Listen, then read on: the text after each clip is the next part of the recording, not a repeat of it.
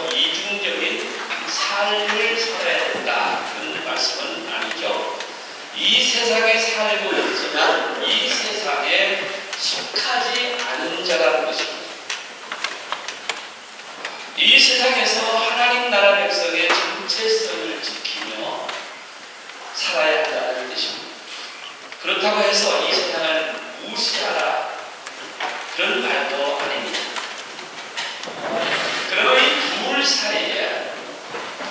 둘 사이의 긴장 속에서 우리 그리스도인들은 어떻게 처신을 해야 되겠습니까? 자, 12장에서는 그리스도인의 도덕을 다뤘습니다. 겸손과 사랑, 그리고 원수를 갚지 말고 하나님께 맡기고 또 어르신 선대해 줘야 된다, 이런 말씀이었습니다. 이제 13장에 넘어와서 조금 대화를 바꿉니다. 권세자들에게 복종하라, 이런 말씀입니다. 자, 로마서 13장 1절을 우리 다 함께 한 목소리로 여러분 성경을 갖고 읽어보겠습니다. 각 사람은 위에 있는 권세자들에게 복종하라. 권세는 하나님으로부터 나왔습니다. 모든 권세는 다 하나님께 전하신 바라. 구우 번역에는 이 복종하라는 말을 굴복하라, 이런 단어를 썼고요. 현대 번역에서는 정부 당국에 복종해야 된다, 이렇게 번역을 하고 있습니다. 왜 이렇게 권세자들에게 굴복하고 복종하고 이렇게 해야 되느냐? 그 이유는 성경 말씀에서 모든 권력이 다 하나님께로부터 나온 것이다, 이런 말씀입니다. 자, 이 성경을 기록하고 있는 그 상황은 로마에서 살고 있는 유대인들이었습니다.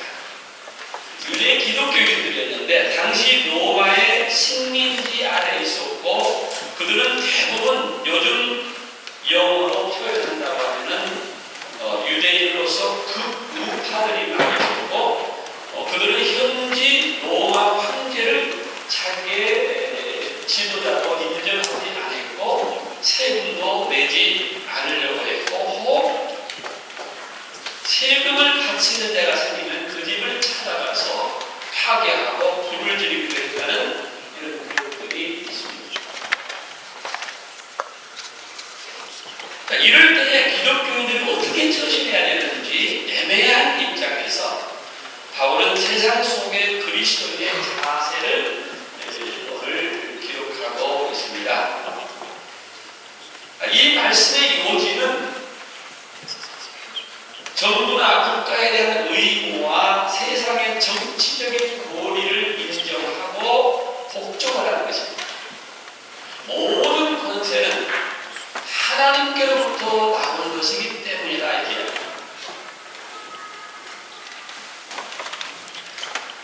예수님은 빌라도의 불법 재판을 받았습니다. 빌라도의 불법 재판과 그 권력 앞에서 이런 말씀을 하십니다. 위에서 주지 아니하였더라면 나를 해할 권세가 내게는 없도다. 그 권세를 위에서 주셨기 때문에. 빌라도가 하나님의 아들을 심판하는 권위를 인정했다, 그런 말씀이죠. 그리고 불의의 재판이지만 그 형 집행 앞에서 예수님은 불복하시고 사형장에 나가서 그 법대로 죽으신 것입니다. 자, 유명한 소크라테스에 대한 얘기 여러분 잘 아시죠? 그는 독배를 마시는 유명한 얘기가 있습니다.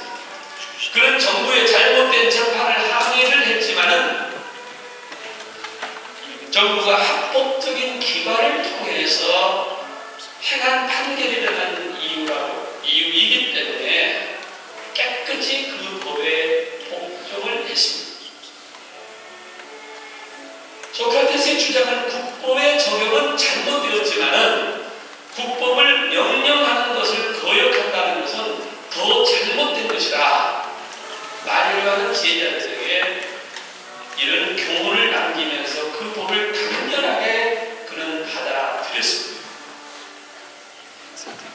자, 소크라테스는 예수님이 태어나기보다 한 400년 전 사람입니다. BC. 벌써 예수님과 같은, 즉 기독교인들이 지켜야 할 도덕을 그가 보여주기도 했습니다. 그러면 왜 그리스도인들은 세상의 권세를 인정해야 합니까? 말씀드렸던 첫째는 하나님이 허락하신 권세이기 때문이고, 둘째는 하나님은 그들을 세워서 세상의 질서를 유지해 오셨습니다. 세상의 권력자들은 하나님을 인정하지 않았지만 하나님은 그들을 사역자로 세워서 세상을 다스리는 자로 세우셨습니다. 세 번째, 저들을 통해서 선을 행하는 자에게는 상을 베풀고 악을 행하는 자에게는 벌을 내리시게 했습니다. 따라서 세상의 권세를 인정하지 않는 것은 하나님의 질서를 거스리는 것과 같다. 이렇게 성경에서는 결론을 내린 것입니다. 우리 잘 아는 다윗 왕을 우리가 이해를 하도록 하겠습니다. 다윗 왕은 평소 사울의 추격을 피해다니면서 그의 원수로, 아무리 그가 피해다니고 쫓겨다녔지만 사울을 원수로 생각한다든지 그 사울과 대항해서 싸우지 아니하고 오히려 사울 왕의 권위를 인정했습니다. 악한 왕이며 자기를 죽이려는 원수였지만 하나님이 세우신 그 왕을 사람이 해칠 수 없다고 천명을 하고 그의 모든 심판과 판단은 여호와 하나님이 하신다. 이렇게 그는 하나님께 맡겼습니다.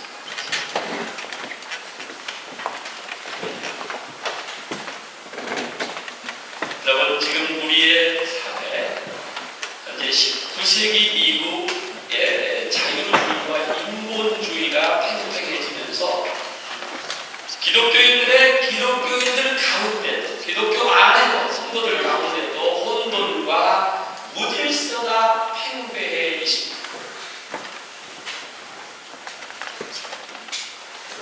어느 사회학자가 이런 얘기를 했습니다.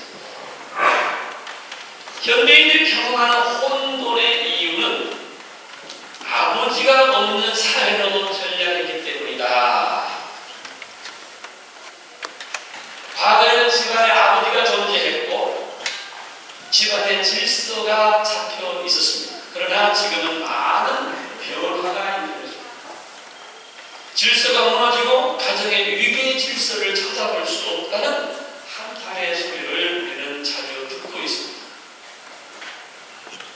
우리가 깊이 기독교인들이 생각해야 될 것은 사탄은 하나님의 법칙을 파괴합니다.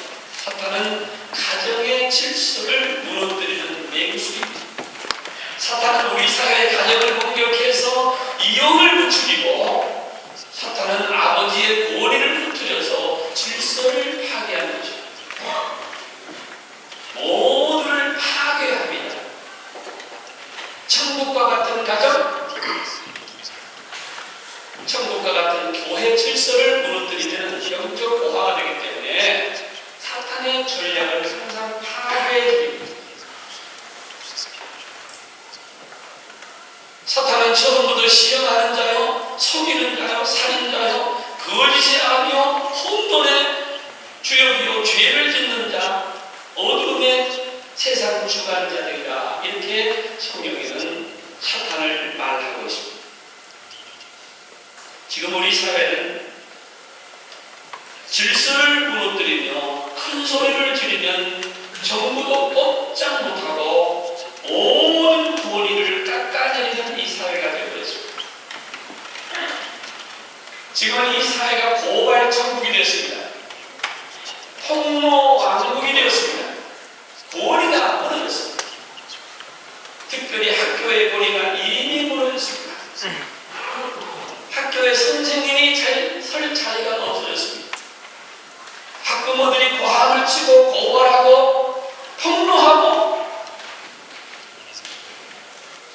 교사와 대학 총량의 고리가 전혀 없는 사회가 되어버렸습니다.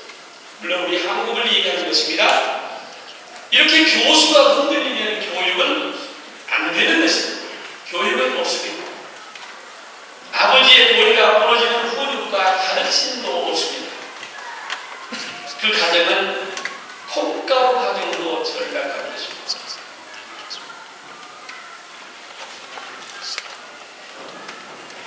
성경 말씀은 당신의 지도자가 누구이든지 간에 그 고리 자체를 인정하라 이렇게 말합니다. 할렐루야. 할렐루야. 어떤 사람이든지 간에 그 권위를 인정하라. 어소리티를 인정해야 질서가 세워지고 교육이 되고 아름다운 세계가 된다. 그런 말씀입니다.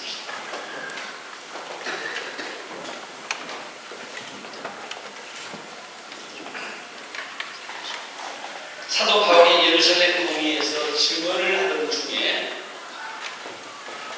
대제사장 아나니아가 그 곁에 선 사람에게 사도 바울의 입을 치라고 말합니다. 그러자 그 말을 듣자 사도 바울은 이렇게 명심합니다. 이 회칠한 답이여 하나님이 너를 칠 것이다. 네가 율법을 어기고 어떻게 나를 치라고 하느냐. 이렇게 항의를 하자 그 곁에 선 사람이 바울에게 이렇게 질책을 합니다. 당신이 대제사장께 무슨 말버릇이냐? 바울이 말하기를 나는 그가 제사장인 줄 몰랐다 하면 정중하게 즉각 그 제사장의 용서를 빕니다. 그러면서 성령을 인용하면서 기록되었을 너희 백성의 관리를 비방하지 말라 했느니라. 이렇게 그가 변명을 한 내용을 우리가 알 수가 있습니다. 억울하게 당하면서도 법의 질서를 지키는 바울입니다. 아까 예수님에 대한 얘기를 했습니다. 예수님도 그 법이 불법이고 밤에 이루어졌던 얘기고 많은 불법을 행했지만 예수님은 그 빌라도의 법정에서 그 법에 순종하고 그를 지켰습니다. 바울도 그랬습니다.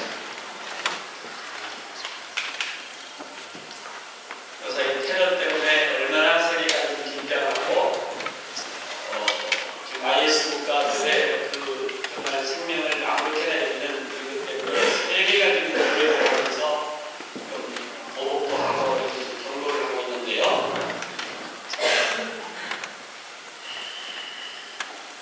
현재 프랑스와 올랑드는 이 대통령은 역사상 가장 신뢰가 떨어진 역대 프랑스 대통령 가운데 무능한 사람으로 기록이 되고 있습니다. 한 달 전만 해도 그의 인기가 10% 사상 최악으로 내려갔습니다. 그 개인의 이해할 수 없는 여자관계 그리고 경제난에 대한 어떤 대책의 무대책자로서 국민들은 그를 싫어했습니다. 그런데 꼭 한 달 전입니다. 1월 7일부터 9일 이슬람 테러가 파리에서 발생했습니다.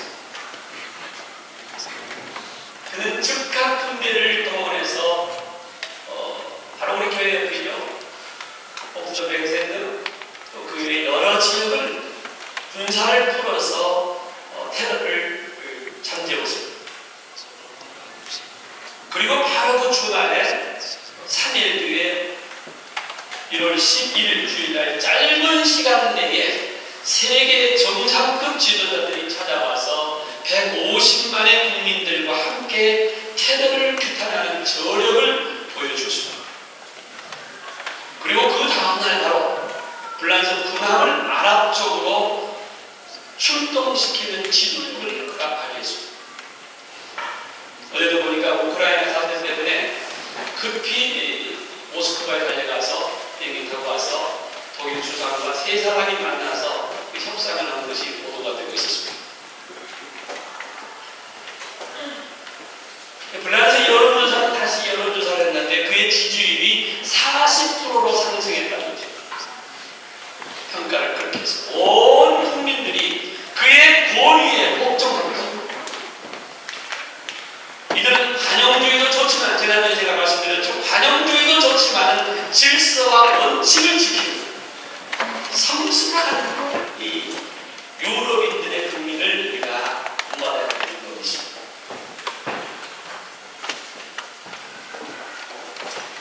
두 번째로는 국민에 대한 의무를 실천하라. 6절과 7절을 보시면 좋겠습니다. 13장 6절, 너희가 조세를 바치는 것도 이로 말미암으며 그들이 하나님의 일꾼이 되어 바로 이 일에 항상 힘쓰니라. 우리 7절 다 같이 읽어볼까요? 그래서 시작. 모든 자에게 줄 것을 주되 조세를 받는 자에게 조세를 바치고 관세를 받는 자에게 관세를 바치고 두려워할 자를 두려워하며 존경할 자를 존경하라. 할렐루야. 그리스도인 국가의 세금을 납부해야 될 의무가 있고 국가가 정하는 모든 의무를 실천해야 되는 것입니다.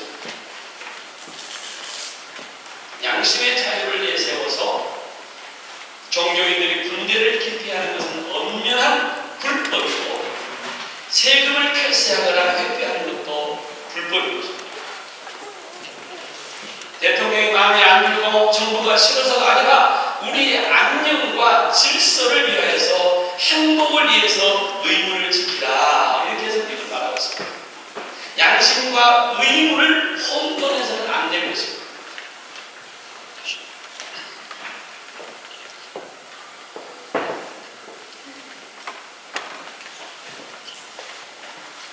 제가 개인적으로 잘 아는 분인데 그분의 동생이 80년대인지 70년대 말인지 한국에서 여호와의 증인에 들어갔다가 거기서 자기 교리를 앞세워서 군대를 들어가냐 감옥에 들어갔다고 그러겠죠. 그 장본인을 제가 자기 양심의 자유를 내세워서 국가의 의무를 하지 않고 또 병원에 갔는데도 수련받지 않고 죽었습니다. 그게 우리 한국에 크게 우리가 이런 적이 있었죠. 자, 성경에 베드로전서 2장에 보면 인간의 모든 제도를 주를 위하여 순종하되 혹은 위에 있는 왕이나 혹은 그가 행하는 자를 징벌하고 선행하는 자를 보상하기 위하여 보낸 총독에게 하라. 디모데전서 무슨 말씀입니까? 임금들과 높은 지위에 있는 모든 사람을 위하여 하라. 이는 우리가 모든 경건함과 간절함으로 고요하고 편안한 생활을 하려 합니다. 우리가 편안하게 성교하고 복음을 전하고 신앙생활도 잘 하기 위해서 임금들과 높은 지위에 있는 사람들을 위해서 우리가 그 제도 앞에 순종하라는 것입니다. 크리스천들은 평화의 사람들입니다. 평화를 위한 피스메이커들입니다. 세상에 대해서 반란을 일으키거나 사회 질서를 어지럽히면 안 되는 것입니다. 오늘 성경 말씀에는 그 원칙만을 제시했습니다. 디테일하게 말하지 않았습니다. 그렇다면 우리의 고민이 있습니다. 특별한 경우 정치가 잘못하고 있고 그게 달했을 때 기독교인들은 불의를 보고 어떤 태도를 취해야 하겠느냐, 이게 우리의 고민입니다. 그럼 우리는 어떻게 살아야 되겠습니까? 먼저 겸손과 평화로운 방법으로 항의를 할 수 있습니다. 폭력과 반란은 절대 사용하면 안 되는 것입니다. 항의는 몇 번이고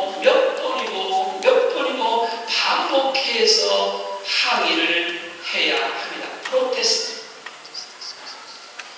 그 목적을 달성하기 위해서 쉬지 않고 항의를 하되 평화로운 방법으로 해야 합니다.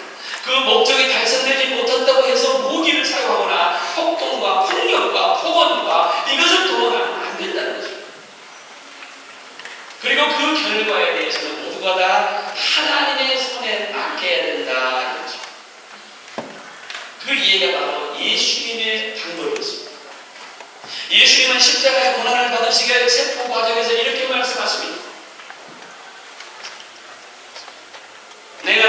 다윗께 지금 구하여 지금 12군단 되는 12군단 더 되는 천사를 보내게 하실 수 없는 줄로 아느냐?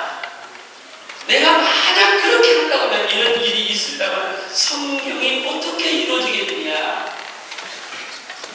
예수님이 무능해서 능력이 없어서가 아니라 성령 말씀의 예언이 성취대로 가기 위하여서 빌라들의 법정에 서신 것입니다. 물론 주님은 평화의 방법을 동원해서 여러 가지 항의를 했었습니다. 그러나 아무 소용이 없고 수고를 당하시면서 억울하지만 십자가를 지고 골고가를 향했습니다.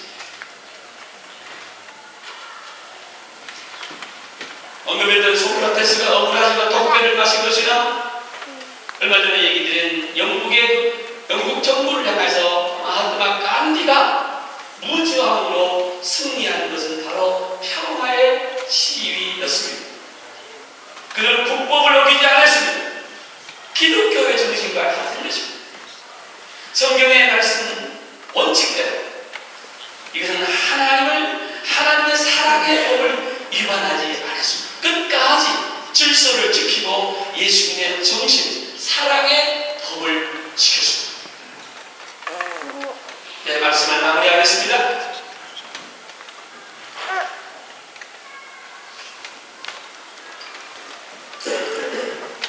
주님은 세상에 두고 가는 제자들을 위하여서 이런 기도를 드립니다. 너무 17장이죠.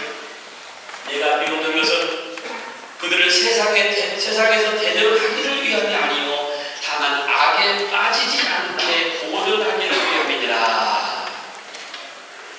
이 세상에 살지만 세상과 도마하지 않고 악에 빠지지 않기를 위해서 주님은 제자들을 기도하고 우리를 위해서 기도하신 줄 믿으시길 바랍니다. 우리는 지금 우리 삶에서 예수 그리스도의 정신과 그의 몸을 본받아야 될 것입니다. 성경 말씀에서 그 해답을 찾아야 할 것입니다. 바티칸을 향해서 항의를 했던 루터의 정신이 바로 이런 것이었습니다. 프로테스탄트, 항의. 그래서 카톨릭이나 다른 교단에서는 개신교회를 우리처럼 예쁜 단어를 쓰지 아니하고 항의하는 분들, 항의자. 그래서 프로테스탄트라는 말이 나왔거든요. 자, 루터가 바티칸을 향해서 항의를 했습니다. 세상의 권세에 복종하되 세상의 어둠에 동조하거나 세상적인 방법을 따르지 아니하고 성경 말씀으로 세상에 아무리 미움과 경쟁과 불의가 있지만은 그리스도의 사랑으로 녹이며 살아야 될 줄로 믿습니다. 우리 모두가 그러한 성도님들 되시기를 주의 이름으로 축원합니다. 기도하십시오.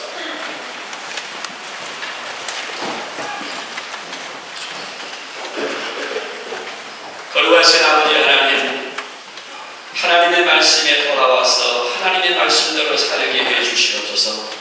세상의 마음에 들지 아니하고 이 제도가 마음에 들지 아니하고 모든 것들이 엉망진창인 것 같지만 그러나 하나님께서 세우신 모든 질서를 따라서 질서를 지키며 법을 지키며 그러나 하나님의 사랑의 방법, 예수님이 사용하셨던 사랑의 법, 저들을 사랑하고 저들을 격려해주고 저들을 인내해주고 이 세상에 사는 방법을 살게 해주시옵소서. 사랑으로 저들을 녹이게 해주시옵소서.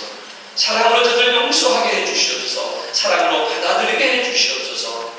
하나님께서 이 세상을 창조하시고 보기에 좋았더라. 이 아름다운 세상이 되기를 원합니다. 이 세상 너무나도 총소리가 지금 많은 전쟁의 소리가 지금 끊어지지 않고 있습니다. 하나님이 임재하고 하나님이 다스리는 이 땅이 되기를 원합니다. 우리 마음도 혼란과 격분과 마음의 어탕, 울분과 답답함이 있거든 하나님 앞에 겸손한 마음으로 무릎 꿇고 주여 내 마음을 다스려 주시옵소서. 사랑의 방법으로 녹여 주시옵소서. 이러한 저희들 되기를 원합니다. 주님, 저희들은 부족합니다. 저희들은 죄가 많습니다. 저희들은 허물이 많습니다. 그러나 주님 앞에 나와서 십자가에 흘리신 그 보혈을 보고 이 모든 것들을 해결할 수 있는 문제의 해답을 받는 저희들 되게 해 주시옵소서. 예수님의 거룩하신 이름으로